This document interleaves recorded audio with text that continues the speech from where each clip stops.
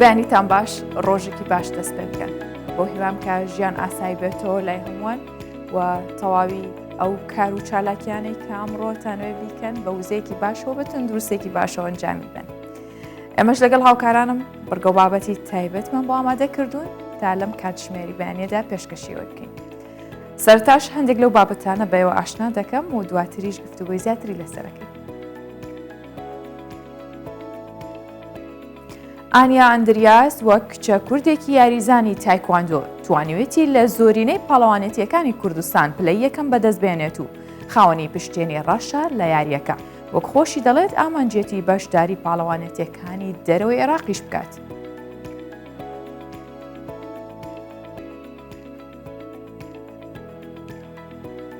جیابوونەوەی هاوسەران لە پارێزگای دوهۆک زیادی کردووە و بە گوتەی پارێزەران و توێژەرانی کۆمەڵایەتیش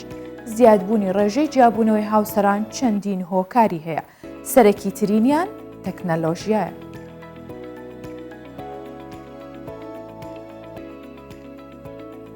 بە بەشداری 16 هونەرمەندی بە ئەزموون و نوێ پێشانگایەکی شێوەکاری لە سلێمانی کرایە و سەرجەم تابلۆکانیش بە ڕەنگی ئاوی کێشراون.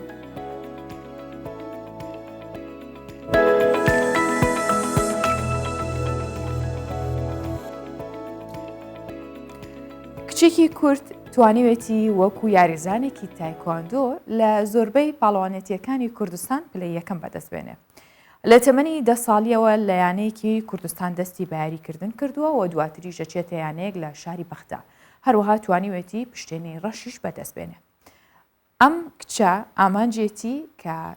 ئەو کاری ئەیکات بە بردنەوەی زۆربەی ئەو یاریانە کە لە دەوری عێراقیش ئەنجامەدرێت ئەم بەشداری بکات و پلەی یەکەمیش بەدەستبێنێ. هەروەها کردنەوەی یانەیەکی تایبەت بە یاریەکانی هونەری بەرگری بۆ خانمان تاوەکو بتوانرێت ڕێژەی خانمان لەو یاریانە زیاد بکرێت. با بەیەکەوە ببینین دواتریش میوانداریمان کرد و گفتوگۆی زیاتری لەگەڵەکەین.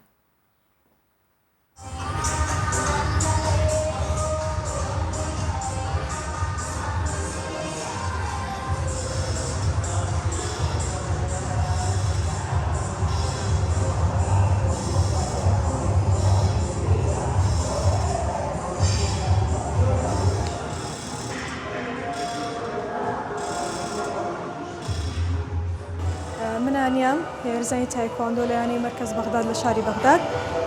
تەمەنم 17 ساڵە. لە تەمەنی 10 ساڵیەوە دەستم کردە بە یاری تایکواندۆ. خاوەنی پشتێنی ڕەشی دوودانی کۆریم و لە هەمان کاتا خاوەن بڕانەمەی ڕاهێنەریم. تا پشتێنی ڕەش لە یانەیەک لە یانەکانی سلێمانی ڕۆشتم. دواتر چوومە یانەیەک یانی شاری بەغداد، مەرکەزی بەغدادی پێ ئەوترێ. لەوێ توانیم لەو یانەیە هەم بڕانامەی ڕاهێنەری دەستکەوێ و هەم پشتێنی ڕەشی دوودانی.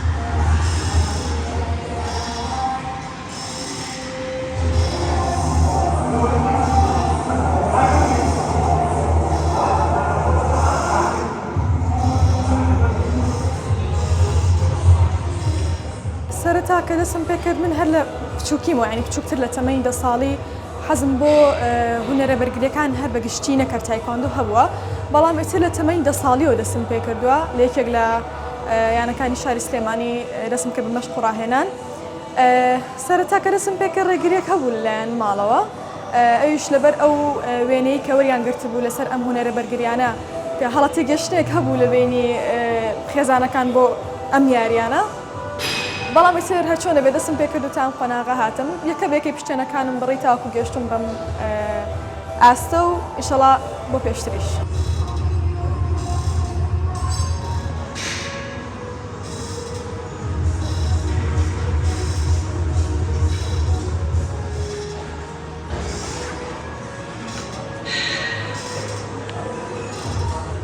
ڕاستی ساڵانی پێشووتر ئەتوانم بڵم لە 30 یاریزانی کوڕ تەنها 2 ئافرەت هەبوون. یەک ئافرەت ئەویش بەردەوامیان ناکێشا تا ماوەیەک یاریانەکرد مەشقیانە کرد و وازیانێنا. بەڵام ئێستا باشترە خانمان زیاتر ڕوو لەم یاریە ئەکەن زیاتر پێی ئاشنان. وەکو خۆشم ئەگەرک و ڕاهێنەرێک کۆرس بڵێمەوانێ زۆر کار لەسەرەوەکەمە و خانمانەی ڕەنگە کێشەیەکیان هەبێ لەوەی کە نەتوانن لە هۆڵێکی تێکەڵ ڕاهێنان بکەن. من بتوانم و هەلایان بۆ بڕەخسێنم ئەو مەجالیان بۆ فراوان کەم کە بە مرتاحی تەمرینی خۆیان بکەن و بگەن بە ئاستێک.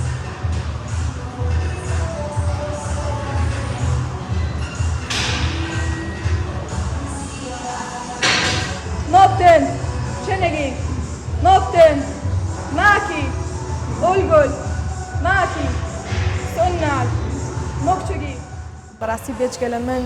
چەند پاڵەوانێکی تری زۆر باش هەن لە ئاستی عێراق، ئاستی زۆر باش پێشکەشەکەن لە کاتی پاڵەوانێتیەکان، چەند خانمێکی تر هەن پاڵەوانێتی دەروی عێراقیان بینێ و نەتیجەیان هێناوەتەوە لە پاڵەوانێتیە. ناتەنها من نیم،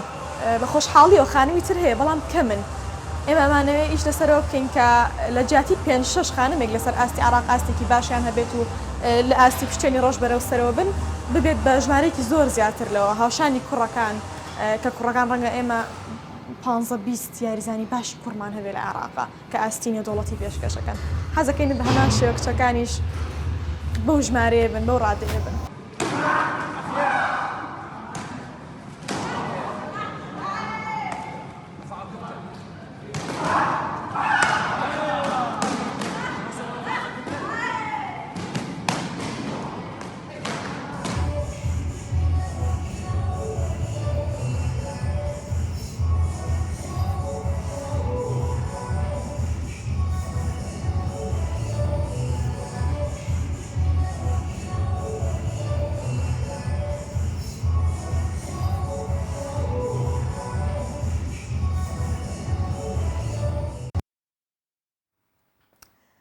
ئانیا ئەندریاس ئەم خانمەیە کە یاریزانی تایکواندۆیە لە ستۆدیۆی سلێمانی لەگەڵمان دەبێت. بانیت باش خاتوانیا ڕۆژێکی باش و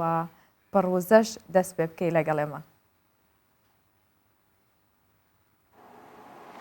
سڵاو بەیانی ئێوەش باش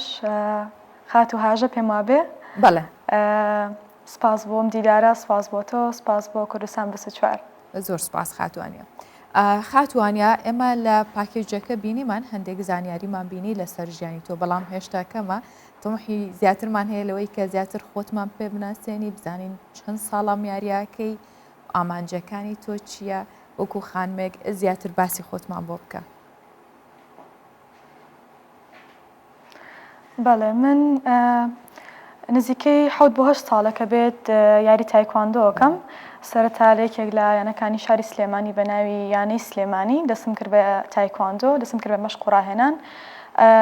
قۆناغ بە قۆناغی پشتێنەکانم بڕی تاوەکو ئێستا گەشتم بە پشتێنی ڕەشی دوودان و خامڕانامی ڕاهێنەری لە هەمان کاتە. و ئامانجی من زۆر لەمە زیاترە، ئەمانەیە بگەین بە ئەنجامی زۆر گەورەتر و زۆر باشتر، ئەنجامی نێودەوڵەتی، بەشداریکردن لە پاڵەوانێتی نێودەوڵەتەکان و بەدەستهێنانی نەتیجە لەیان نەک تەنها بەشداریکردن. بەڵێ بەڵێ خاتو ئانیا باسێکی هوەری تایکواندۆمان بۆ بکەم، هوەری بەرگریە. ئایا لە ناو ئێمەدا لە کللتوری ئێمەدا تا چەند گونجاوە یاخود ئاشنایە کللتوری ئێمە بەم هوەرە و خەڵک چۆن لێ تێگەیشتووە، ئێوەتانەوێ ئەم هوەرە چۆن فێری ئەو کەسانە بکەن کە حەزیان پێێتی و تێکەڵی بەشێک لەو کللتوری خۆمانی بکەن؟ بەڵێ سەرەتا تایکواندۆ گەر باسی سەرەتای تایکواندۆ بکەم، تایکواندۆیەکێکە لە هوەرە بەرگریەکان و وەرزشە ئۆڵۆمپیەکان لە هەمان کاتە و لە وڵاتی کۆریا ئەم هوەرە سەری هەڵاوە، واتە وەرزشێکی کۆریە. و ئەم هوەرە با بڵێن دوو بەشی هەیە، دوو بەشی سەرەکی هەیە. بەشی فایت واتە نیزال لە نێوان دوو کەسە لە هەمان کێشیەکدا لە پاڵەوانێتیەکە ڕوبەڕوویەکە بنەوە و هەر کامێکیان توانیان زۆرترین پۆینت کۆکەنەوە یاخود بگرن لە یاریزانی بەرامبەریان ئەبنە براوی یاریەکەی تر. چەند منافسیان هەیە لەسەر ئەو کێشە یاری لەگەڵا ئەکەن و پێشبڕکێ لەسەر ئەنجامەکە ئەکەن. باشە میکانیزمەکانی یاریەکە بەشێکی تر بەڵێ قانونەکانی یاریەکە قانونی زۆر زۆرە، یاسای زۆر زۆرە. هەنێک یاسای با بڵین سەرزارەکی بۆ نمونە کەوتن بە عەرزە یاخود دەستدان لە عەرزەکە ئەمانە هەمووی فاوڵە لەسەر یاریزانەکە یاخود پاڵپێوەنانی یاریزانی بەرامبەر یاخود ڕاکێشانی جلوبەرگی ئەو یاریزانە یاخود لێدان بۆ ئەو شوێنانی کە پۆینت نییە دیاری نەکراوە بۆ پۆینت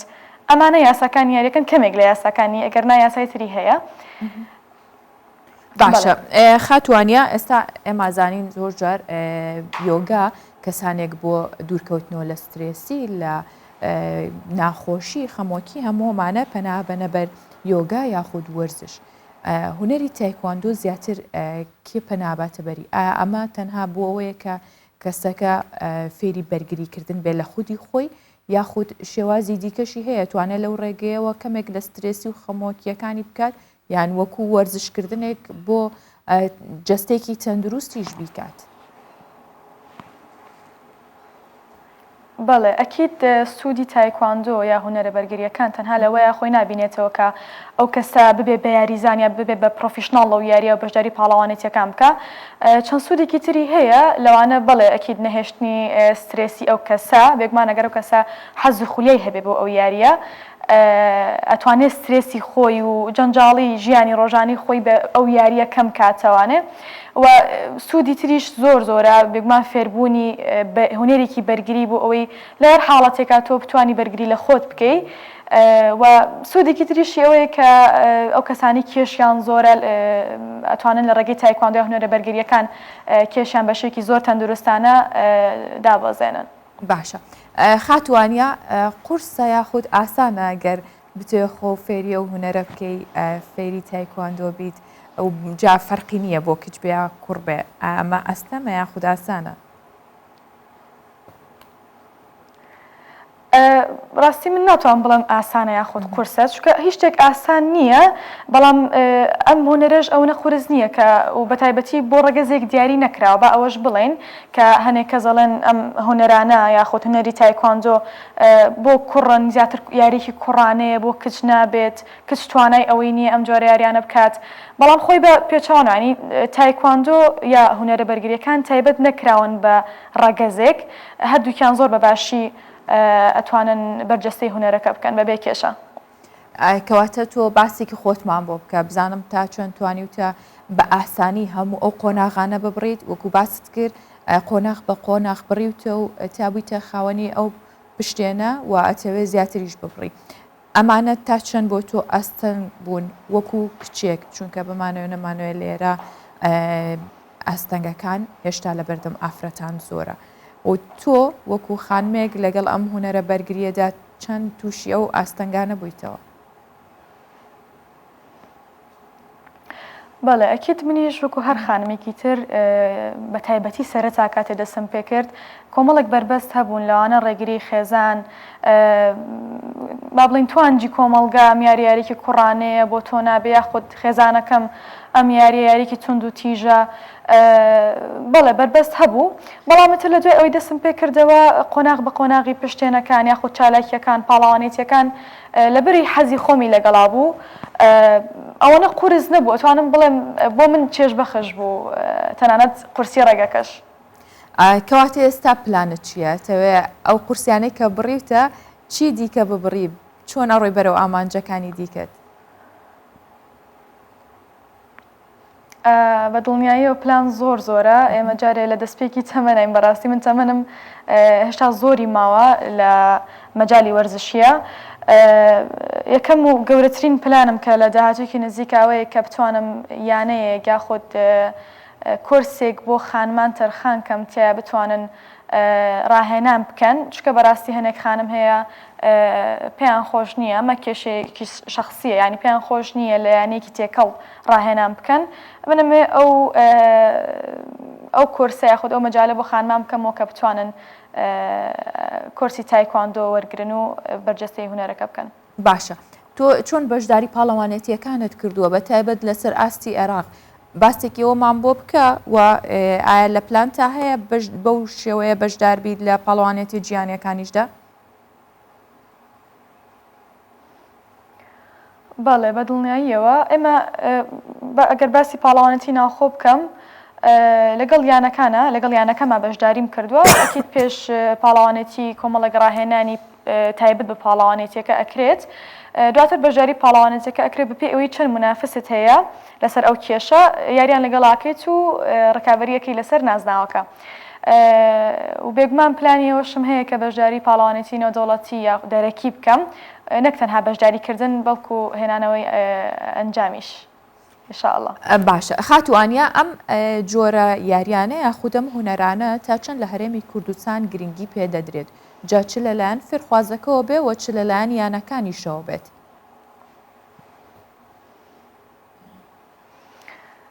ڕاستی لەلایەنی بە ئەم ڕاستی بڵین لەلایەنی یانەکانەوە گرنگیەکی زۆر نادیرێەوە ئەو خزمەتە پێویستە ناکرێت کە ئەبێ بۆ یاریزان بکرێت لە هەموو دنیاە یاریزان کەشێکی تایبەتی بۆ دروست دەکرێت کە بتوانێت بە مرتاحی تەمرینی خۆی بکە ڕاهێنانی خۆی بکە بۆیە بتوانێت نەتیجەیەک بەدەستبێنێ بەڵام لای ئێمە ئەو جەوە ئەو کەشە بۆ یاریزان دروست ناکرێت چ لەلایەن یانەکانەوە کە کەمتر خەمن بەرامبەر یاریزان بەڕاستی بەڵام یاریزانی زۆر باشمان هەیە توانای زۆر باشمان هەیە ئێمە ژەتوانین وەکو هەموو دنیا یاریزانی باش دروستکەین و بەشداری پاڵەوانێتیەکان بکەن و نەتیجەیان هەبێت لە پاڵەوانێتیە جیهانیەکانە. باشە ئێستا لە هەرێمی کوردستان خانمان بە چ ئەندازەیەک حەزیان بەم یاریەیە ئایا ئەیانەوێت بەشدار بن یاخود هێشتا ڕێگریەکان چین لە بەردەمیانە؟ ڕاستی ڕێگریەکان ئەتوانم بڵم زۆرینی ڕێگری خێزانەکانیانە ئەمە زۆرترین شتێکە ئەیبیستین خێزانەکانیان ڕێگەیان پێ نایان بەشداری ئەم وەرزشانە بکەن ئێمە ئەمانەیە ئەوە چاکەین ینی کۆمەڵگە چیتر بەو شێوەیە نەڕوانێتە ئەم هونەرانە چکە بەڕاستی ئەم هونەرانە هونەری پاکن و بەو شێوەیە نین کە خەڵک لی تێگەشتووە هونەرێکی توندڕەوە کوڕانەیە تونند و تیژی تایە نە بە پێچەوانەوە ئەگەر ئەوان کەمێک زانیاریان هەبێت لەسەر ئەم وەرزشە ئەزانن کە چەند وەرزشێکی پاکە و چەند سەلامەتەواتە. باشە بردنەوەی خەڵاتە گەورەکان یاخود بەدەستهێنانی پشتێنی ڕەش بۆ تۆ چیەگەێنێت؟ ئایا ئاستەم بوو یاخود هەنگاوەکانە زیاتر و خێراترەکەن؟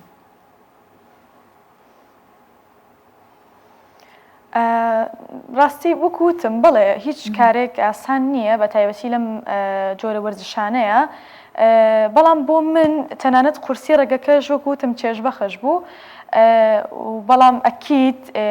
کە هاتوومەتە ئەم ئاستە پلانمۆنیە کە بۆستم یاخود پێم وانی شتێکی زۆر گەورەم کردبێ ئەبێت زۆر زیاتر لەمە بڕۆم و ئەنجامی باشتر بەدەست بێنم. باشە خاتوانیا پێم بڵێ لە کاتی یاریەکەدا جاچ کاتی تەمرین بە یاخود ئەنجامدانی پاڵەوانێتێکە بێت هیچ کاتێک هەبووە زۆر ماندوو بیت یاخود زیانێک و زەرەرێکی جەستەیت پێ بگات؟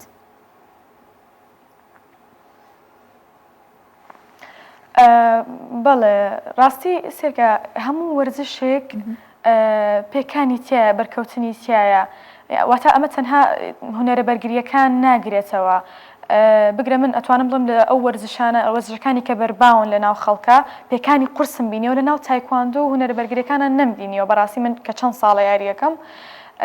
بەڵێ ئەکید منیش وەکو یاریزانێک جارجارەوەشی تێکەوێت پێکانێکە بەرکەوتنێکە بەڵام تایکواندۆ یاریەکە لەبەری لە ناو یاری ئۆلۆمپیەکانایە کەمتر تونند و تیژی تایە با بڵێن یاریەکە فۆکسەکاتە سەر چۆنیەتی پۆینت گرتن یاخود تەکنیک فەن یاری هزر نەوەک یاری هێز و خستن و لێدانی قورس و ئەم جۆرە شتانە. خاتوانیا ئەندریاس خۆشحاڵ بووینم بانێکە میوانی بانی 24 بووی وەکو یاریزانی تایکواندۆ سپاس بە هیوای سەرکەوتن و بەدەستێنانی خەڵاتی گیانیش. زۆر سپاس بۆ ئێوە. زۆر سپاس.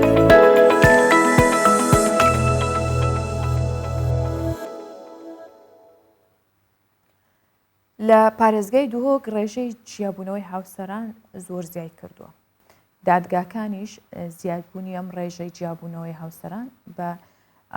تەکیدی پشت ڕاستەکەنەوە پێیان وایە کە ئەمە زۆر زیادی کردووە لە دوهۆک و بە گوتەی پارێزەران و توێژەرانی کۆمەڵایەتیش زیادبوونی ئەم ڕێژەیە و ڕێژەی تەلاق و جیابوونەوە و لێکترازانی ژیانی هاوسەران چەندین هۆکاری هەیە بەڵام لە هەمویان سەرەکی تر تەکنەلۆژیایە.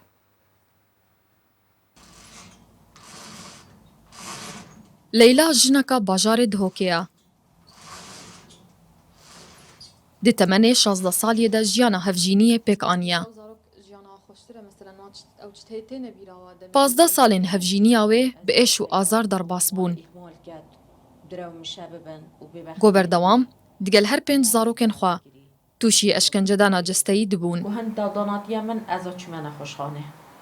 بەڵێ و یعنی ئەز موانێوی گەلێکی پیس بووی دەست درێژ بوو. Piştî wan salên nexweşiyê digel hevjînê xwe biryar da. Êdî duê reşatiyê de berdewam neke û jiyana xwe û zarokên xwe ji wê zilmê rizgar bike, lewra xwe zilamê xwe daberdan. داناتە من داناتە عیالê خۆ یعنی عیالê خۆ ئێهمال کردبوو هەزر نەتکرد یعنی کە بچیک هەنە نینن ڕۆژ بۆ ڕۆژی مشکلت ما gelek zêdetir lê hatin ji ber hindê mesele ket yani ku ez xwe jê xilas kem du mahîkê yani mişkilet me gelek zêdet bûn. Carekê şevekê gelek pîs evî danate min her wasa gelek cara danate eyalê xwe kiçam şevê carekê gelek pîs danate yani ku seharê me gotê te danatiye got hîn bêbextiyal mitkin. Ji bina mala min kesê qebîl nekir ku ez xwe jî bidime berdan. Cavê wan her lê bû got çinîne dê çêbet û nizanim çê bes ev tişte gelek dirêj bû yani bû min û bû eyalê min nexweş bû ewan haş me nebû û heta nûkê ji ku ew razî nînin ku min xwe jê daye berdanê. Berînha keysên berdanê kêm bûn û kêm dihatin di nava dadgehê da. Lê niha sal bo salê li gorî amarên dadgehê jmara keysên berdana hevjînan zêde bûye û parêzer wê yekê ji bo çend egeran vedgerînin. اسباب طلاق جه کو حق دایشون میره هر دوکا گلکن بو نمونه اگر هاتو ظلام هاتا حکم کرن بجنه عقوبه مقيده للحريه اش 3 ساله و جنكي حق هي دعوه تفريق دعوه طلاق بكتش ظلامي اگر هاتو ظلامي حكم ب 3 ساله و اگر هاتو ظلام يه مدمن بت يه مخدرات يه كحوليات في حالات دار جنكي حق هي كو دعوه تفريق قضائي بكتيا كو بردانه و بابت برفرها کاریگری که راسته خول سر جواکیت کل سر شیرازی جواکیت کت بشکل که گشتی و بشکل که تایباتی سر وان خزانه و زاروکن وان خزانه. Divan salên dawiyê da amarên berdana hevjînan zêde bûye. Got sala borî da zêdetirî 1900 keysên berdanê hebûn û hatine yeklakirin. Ji bilî wan keysên hîn berdewamin û yekla nebûne. û li sala 2020 zêdetirî 1300 keysên berdanê hebûne û pitiriya wan keysan bi egerên aborî yan jî tund û tîjiya xêzanê bûne. Hevrist Recep, Kurdistan 24 Duhok. پێویستەکە لە سەرم بابەتە قسەی زیاتر بکەین چونکە گرنگە کە بزانین هۆکاری چییە ئەم هەموو جیابوونەوەیە جانێک لە پارێزگای دۆک لە پارێزگەکانی دیکەش هەیە بەڵام ئێستا بەراورد بە پارێزگەکانی دیکە و بە ساڵی ڕابردووش لە دهۆک زۆر زیادی کردووە بۆ ئێمە میوانداری بەڕێز فایزە عەبدولواحیدمان کردووە کە لە کۆڵەری کۆمەڵایەتیە لە دهۆک لەگەڵمانە. خاتون بەیانی تۆ باش سپێدە باش پێمان بڵێ یەکسەر بە هۆکارەکان دەست پێ بکە هۆکاریم هەموو جیابوونەوە چییە؟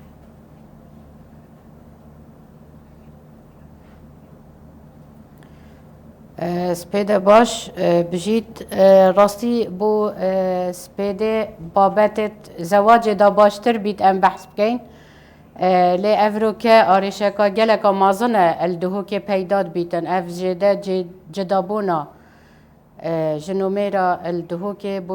bûye serincrakêş ku lazim em hemî behs lê bikein û vekolîna bikein ka eger çine. Egerên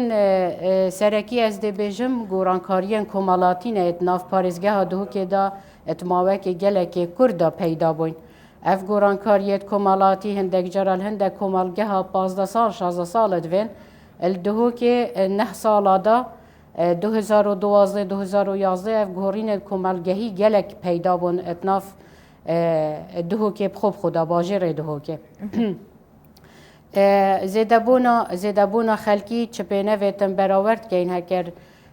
akincîboyên parêzgeha dihokê هەگەر ئەم نەبێژین 5 سادێ زێدە بووین ئەکید بزێدەتری یەت زێدە بووین ئەژبەرگەندە هەمی ئارێشên کۆمەڵاتیژی بەراورد گەلوێ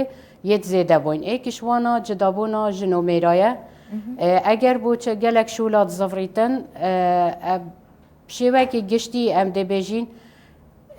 nextiyara guncay nextiyara durist tête hinde egerê duêt hêtin ku ev tekafû yan jî bêjin helsengandina navbeyna jin û mêra da ya guncay nîne serbinemayekê xweştivî yan jî serbinemayekê eqliyê durist ku ew ê ku du ixtiyarken nehatiye kirin gelek cara ji ber zirofên iqtîsadî ye gelek cara ji ber zirofet nav xêzanê da ye ji bilî hindê ku medeniyet û takekes vêgavê biryara zewacê berîn û ke girêdayî du xêzana bû vêgavê girêdayî du takekesan e û ew biryarê den ku dê zewacê pêk înin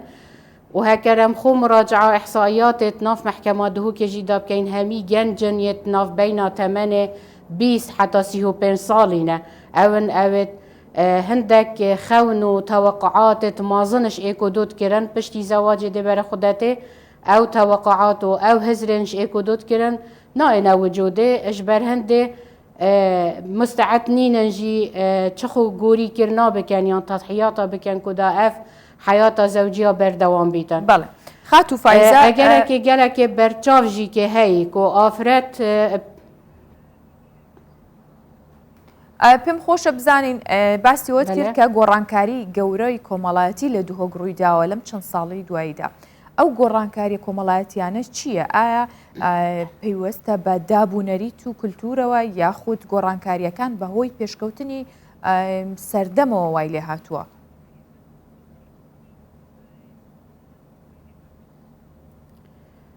دەستێ تەت خۆشمن خاتین ئەو خۆ هەردوو ئەگەرن ئێکیشوانە دابوونەریتن چونکی کۆمەڵگەهێ دهۆکێدا navê jêkcidabûnê yan navê telaqê hekût hata gotin pê şerm bû navxêzanê da heriya qebîlkirî nebû hindî çiyan her du layena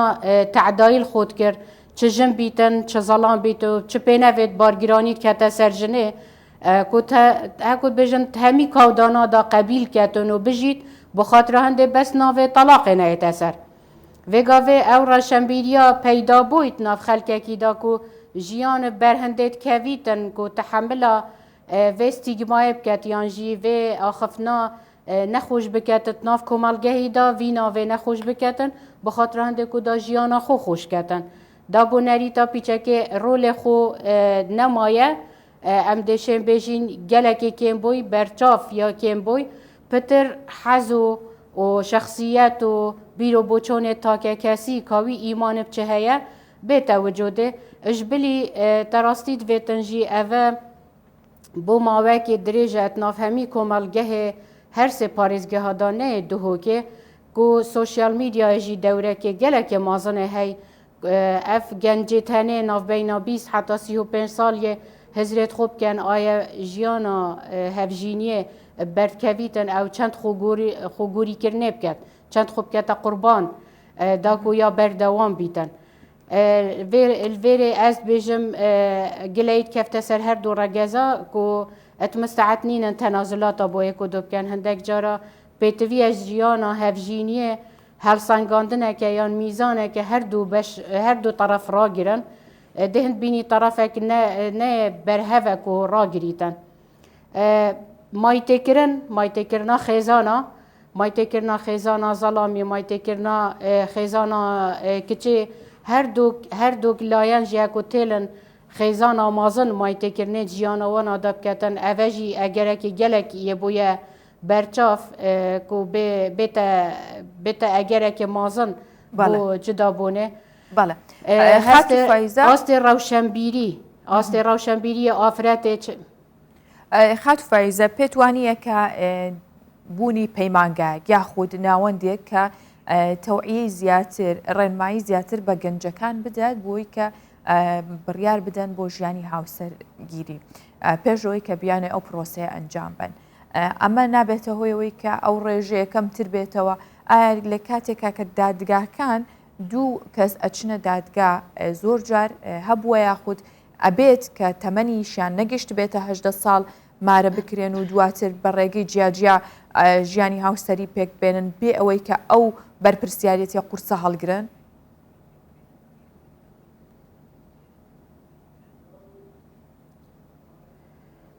دەست خۆش بەلێ وڵا ئەو بتە ئەگەرێکی گەلێکی مازن vêgavê em hemî li hemî saziyên hikûmetê jî û nav programên NGO-yet internationaloyê navxwî da em daxwaza hindê dikin ku lazim e me ofîs hebin ofîsên xizmetgozariyên komalatî.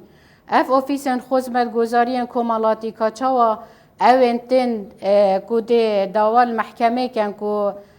مارەبرینێ بکەن و گرێبەستێکێ ناوبەینا wan da bête çêkirin mehkemê ka çawa firêdkene fehsê tibbî leşî feslecî hosa firêkene van mektebên xizmetgozariyên komalatî êkem tişt ku rewşenbîriyê welgirin ka erk û berpirsatiya pêkînana muessesa zewacê ka dêya çawa bîtin ser her du regeza jî xwe hazirken bo hindê ku jiyan ew nîne ku dê bes snapa girin û bes dê rismê cilkê cil û bergê ciwan kene berxwe partiyeka geleka xweş e heflekê dê ragehînin tê bigehînin ka berpirsiyata zewacê bi dirista hîç ye her wisa ev e berî zewacê nav fetra zewacê jî da tiviya ev mektebe rolê xwe bibînetin gelek cara dê bere xwedeyê seranserî cîhanê heko kepla mişkîle hebît û bigehte astê mehkemê hakim şîna biryarê ekser bidetin jêkcida bin firêd kete van mekteba ku da istîşara zewacê bête kirin û êk mualic nefsiyek hebîtin yan vekulerecekê civakî hebîtin mutabea van kêsa biketin navbeyna darîn texarê heko bêjin bîro bo çonê her du layena lêknêzî kete ve ka xalên ew mutefeqne ser bêne çêrekirin yani ev jî berî biryara telaqê jiya heyl seranserî cîhanê ev jî li vêrenîne dêya baş bîtin ku em sehkeyne prosesa zewacê wek muessese girêdayî hemî êminahiya komelgehî û hemî êminahiya parêzgehê ne sehkeyne ku biryareka take kesana yan du xêzana bitine ye sehkeyne ku teîtiratê wê serhemiyet rawstin çinkî rastî şêwazê tundotîjiyê navbeyna xêzanê da dijwartir li hatî seravan egera dê bere xwedeyê ku zarok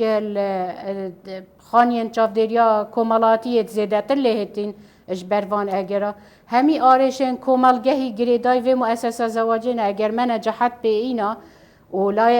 em wek layenê hikûmetê û em sehkeynê dê çawa parêzîn çunkî heger ew nezanin xwe parêzin tiviya me program hebin em dê wan çawa êxîne nav çarçovekê parêziyê da ku ev muessesa zewacê nehelweşiyetin yan alel eqel xura bigirîtin û bizanîtin çêketin باشە خات و فایزە تا چەند خێزانەکان کاریگەری و ڕۆڵیان هەیە لەسەر هەم پرۆسێ یاخود بڵێن هاوسەرگیریەکە هەم لەسەر جیابوونەوەکە زۆر جارە وترێ کە کەسی سێمەکەوێتە نێوان ئەو دوو هاوسەرەوە ئەمە تا چەند هۆکار بووە بۆ زیادبوونی ئەو ڕێژەی جیابوونەوەیە لە دووهۆک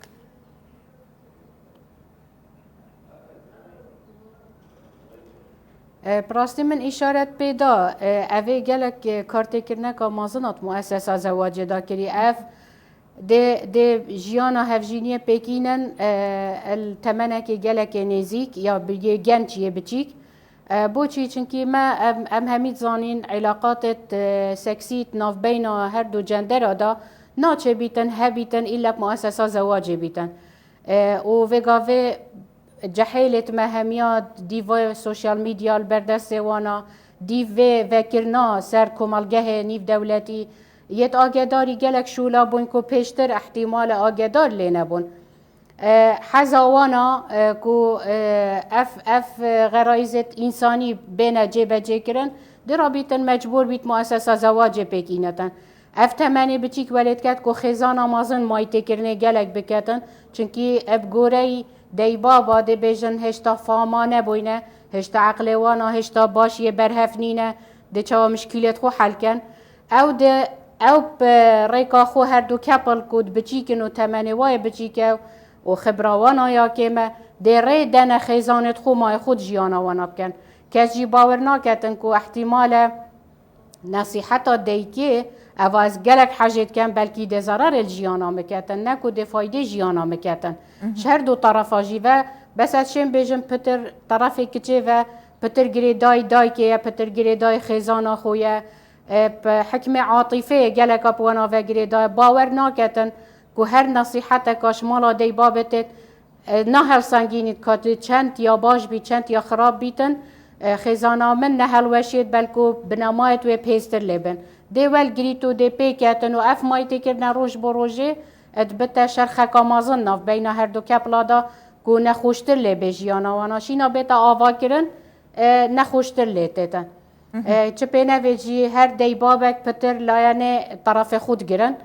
نا بیجن پا بلکی طرف دی حقه بری نوکت کلتور دهو که دعو بودا بشته کریجی دا بشته کچیجی چاویت الخیزانات بید ناچه بیتن تهولی بکه ها تنازلات بکه بلا خلطی سرخو قبیل که بس جیانا بردوام بید زارو که تبرد کهون تو خو قربانی بده وگاوه او پیف همیت کم بوین نه تچدوید نه تو یا حقی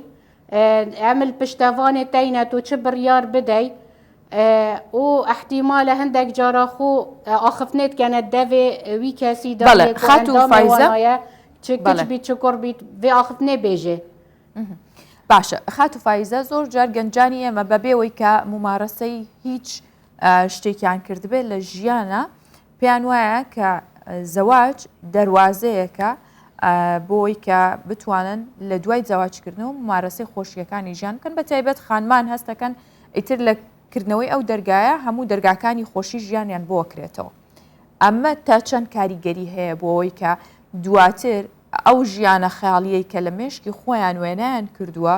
ئەو ژیانەی کە توانە بەدەستی هێنین و هەروەکو وترێ مانگەشەوەکە بۆ دواتری شێوازەکەی تر بووە. ئەمە تا چەند کاریگەری هەیە لەسەرەوەی کە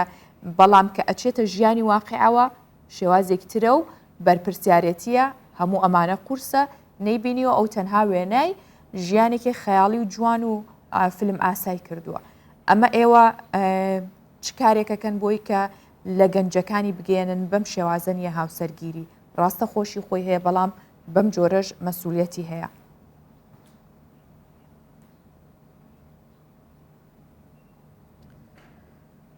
پراستی بری نهو اف بیرو بوچون پتر گریدای کچه بون جبر گریدانا خیزان عادات و تقالیدات درکتنا کچه علاقاتت کچه گل کت آغویتن چندش خانی و دی بابان دیرد کویتن اوه همی الجر هندک قیدت مازم بو یا گریدای بو گلک و جواب زواج دید در فتک گوان قیدا بشکنیتن چونکی کچ هکو بو جن اتناف مالا که دا قیودت وی کم تر لیتن یعنی مدویت منویتن اوه شرمه اوه عیبه اوه نکه اوه حوصانه اوه دی خلق بحثه مکتن اوه همی کم تر لیتن بو کت جنه درفت و مساحت و پتر یا زمینه خوشتره که حرکه بکت و حریت هبیتن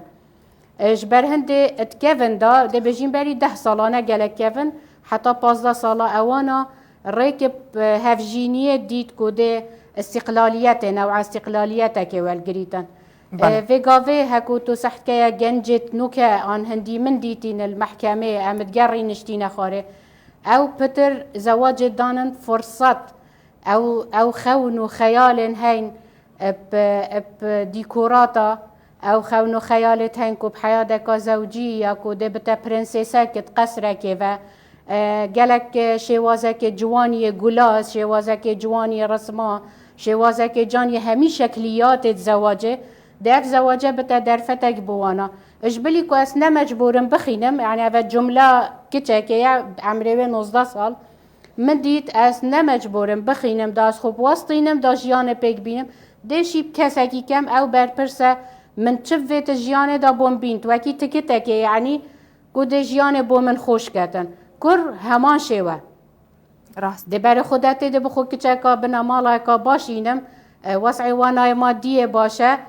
نه ئەس دێ بۆچ خوواستینم هەموو ئەو دەهاری کاریا مکەن گۆ دێ ژیانم پێهێتا ئاواکردی یعنی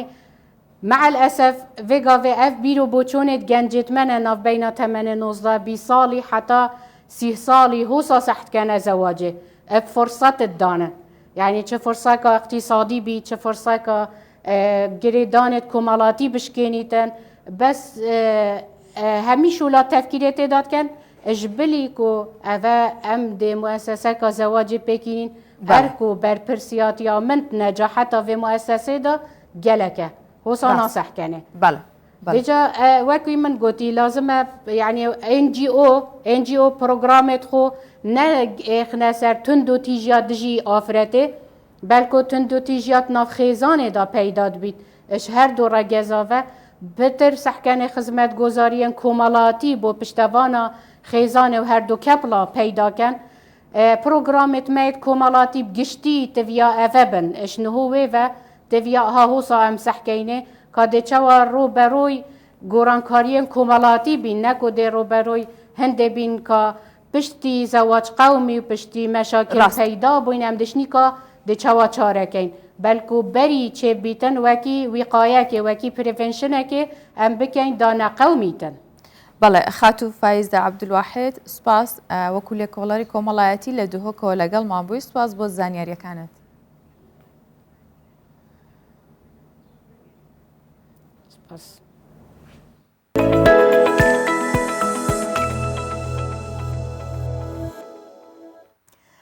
پێشەوەی بە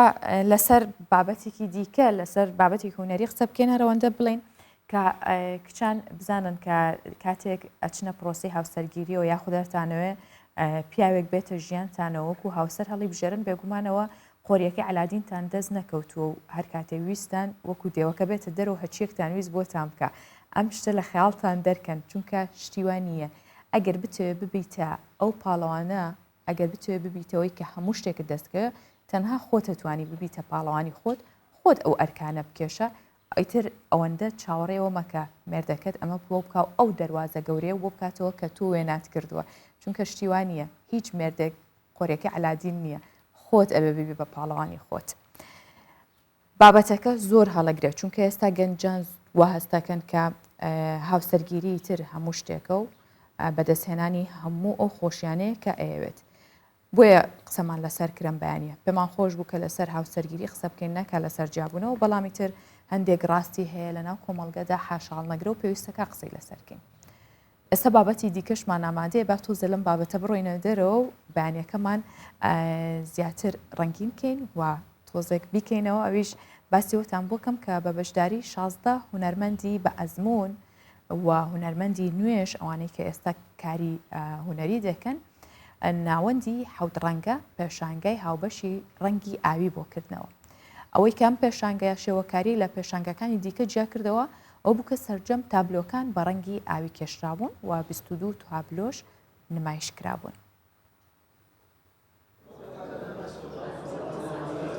زۆر جار کە پێشانگا شێوەکاریەکان دەکرێتەوە کەمتر شاکاری هوەری دەبینرێت بە ڕەنگی ئاوی نەخشێنرا بێت چونکە ئێستا لە جیهاندا کەم لە هونەرمەندان پێی بۆ کاری ئاوی دەبن هەر بۆیە بۆ بە زیندوو هێشتنەوەی و شاکارە هوەریە ناوەندی حەوت ڕەنگە پێشانگای ڕەنگی ئاوی کردەوە ساسانی هونەرمەند لە پێشانگاکە بە 2 تابلۆ بەشدار بوو کە یەکێکیان باسی لە ڕەسەنایەتی کورد دەکرد و توانی ببێتە یەکێک لەو تابلۆیانی لە پێشانگاکە خەڵات کرا بە دڵنیاییەوە ئێمە لە هەموو بوارەکان کە هونەرمەند هەیە کاری تر ئەکا ئەیانناسین بەڵام تایبەت بێ بە بۆی ئاوی تا ڕادێک کەمتریەکە ناسین ئەم کۆبوونەوەش دەرگایەکە بۆی کە ئێمە لێک نزیک بینەوە و کاری یەکتر ببینین و ناوەندی حەوت ڕەنگە مەبەستی بووە لە ڕێگەی ئەم پێشانگایەوە کارێکی جیاواز بکات 16 هونەرمەند بە 22 تابلۆ بەشدار بوون مەرجی بەشداریکردنیش لە پێشانگاکە ئەوە بوو کە ئەو هونەرمەندەی بەشداری دەکات بە هەر تابلۆیەک پێشتر نمایش نەکرابێت ناوەندی حەوت ڕەنگە بەردەوام ما بیری کردوتەوانە کە بڵێن کارێ بکات کە تایبەتمەندێکیە بێت نەک وەکو هەموو ئەو کارە بڵێن باوانەی کە ئێمە چەند ساڵە کاری لەسەرکەین ڕەنگی ئاوەیەکێکە لەو ڕەنگانەی کە بڵێن کەم ئەو هونەرمەندانەی کاتوان کاری ئاوی بکەن زۆربەی هونەرمەندەکان کار بە زەیتی و ئەکریلیکەکەن کە بڵێن ئەو ماتریاڵانن ئەویش تایبەتمەندی خۆیە بەڵام وەکو ئاوی نییە بیرمان کردەوە چۆن ئەوانەی کە کاری ئاویەکەن دەرگایکیان لەسەر بکرێتەوانێ هەم بۆ دەرکەوتن هەم بۆ ناساندن هەم بۆی جاری ئەکتیڤیەتێک بەم بوارە بدرێتەوە بەدڵخۆشەوە ڕێکلاممان کرد هونەرمەندان لە شاری سلێمانی لە شاری هەولێر لە ڕانیە بەشداریان تیا کردووە. سێ خەڵات بۆ باشترین سێ تابلۆی پێشانگاکە لەلایەن لیژنەیەکی سێکەسیەوە تەرخان کرا. پێشانگاکە بۆ ماوەی 3 ڕۆژ لە گەلەری نیشتیمانی ئەمنە سوورەکە پێشوازی لە هاوڵاتیان دەکات. هاوژین جەمال، کوردستان 24 سلێمانی.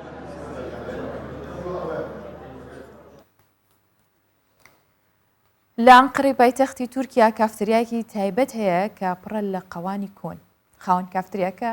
بە کۆکردنەوەی قوانە کۆنەکان و دانانی لە کافتریاکەی وای کردووە کە کەشێکی تایبەت بۆ ئەو کەسانە دروست کات کە سەردانیەکەن.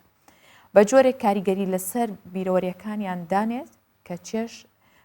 وەربگرن ببینن کاتێ ئەو قوانە کۆنانە بینن چن هەستی یادەوەری و بیرکردنەوەیان لا دروستە بێت.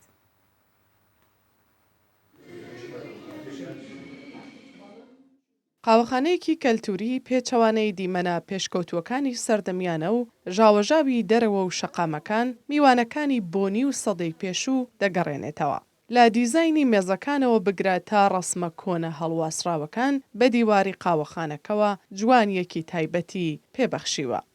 Ankara'da gidebileceğiniz nostaljik yerlerden bir yer. لە ئەنقەرە ئەم کافەیە بۆ ئێمە بەواتەی زیندووکردنەوەی بیرەوەریەکانمانە. گوێگردن لە گۆرانیەکان لە ڕێگەی قەوانە و ڕسمی گۆرانی بێژەکان ئێمە دەباتەوە بۆ سەردەمی منداڵیمان. من زۆر چێژ لێرە دەبینم کاتێک دێم. زیاتر لە مۆزەخانە دەچێت زۆر حەزم لەم شوێنەیە.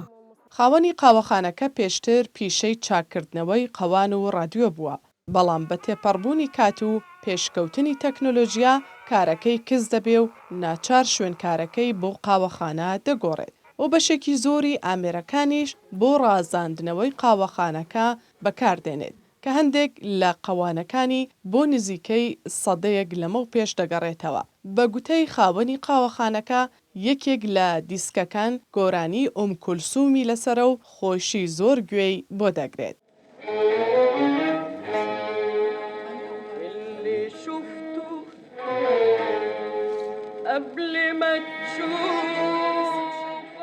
Gramofon sesi çok etkiledi beni. دەنجی قاوان زۆر کاریگەری لەسەر من هەبوو بەردەوام گوێم لێ دەگرت و بیرم دەکردەوەم قاوانە چۆن دروستکراون کارم لەسەریان کرد چونکە حەزوو خۆلیایەکی زۆرم هەبوو بۆی وام لێ هات دوکانێکم دانا قاوانی خەڵکم چاک دەکردەوە و دەمفرۆشتەوە دواتریش بە کڕینەوەی قاوانە کۆنەکان بیرم لەم قاوەخانەیە کردەوە لێرە دامناون و خەڵکی چێژی لێ دەبینن.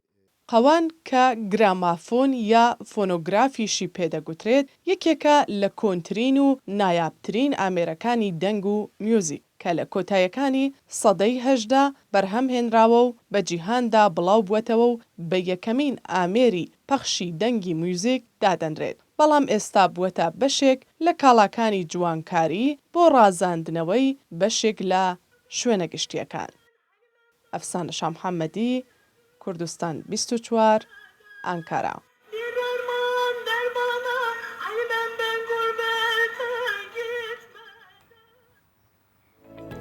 هەر شتێک لەو ئامێرە کۆنانە بینین جاگەر میوزیک بێت و بەرگوێمان بکەوێتەوە زۆر جاریش بۆن بیرەوەریت بیرەخاتەوە ئەمانە هەموویە بێ بە یادەوەریەکی جوان و بیرخستنەوەی هەموو ئەو کاتانە و چێژ بینین لێ بۆیە پاراستنی ئەو کە لە پورانە یاخود پاراستنی ئەو کەرەستانە وەکو پاراستنی یادەوەریەکانمان وایە. ئەمە دوایین بابەت بوو کە لە بەیانی 24 پێشکەشم کردن. بۆ هیوام تاوای ڕۆژەکەتان بەخۆشی و بە ئارامی بەڕێ بکەن. ماڵاوە.